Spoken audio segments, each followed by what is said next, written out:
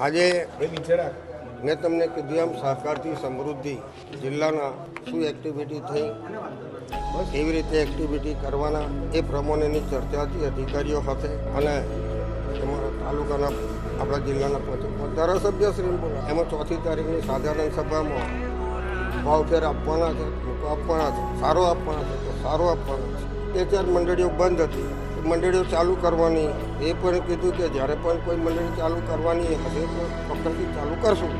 અમારે તો દૂધ જોઈએ જ છે. જે ડેરીનો પ્રતિનિધિ છે, પ્રમુખ છે, જેની પાસે મતાધિકાર છે, એ લોકો છોટાઉદેપુરના ખવટવાળા આટલા વર્ષોથી અહીં આવતા હતા.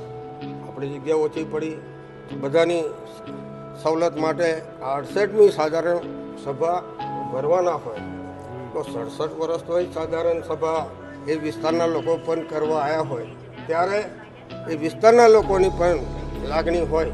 નર્મદા જિલ્લાનો એક તિલકવાડા તાલુકો એ પણ આપણી સાથે સંકળાયેલો હોય તો 13 તાલુકાના 13 પ્રતિનિધિ છે, વડોદરાના 7 છે, 6 છોટાઉદેપુરના જિલ્લાના છે.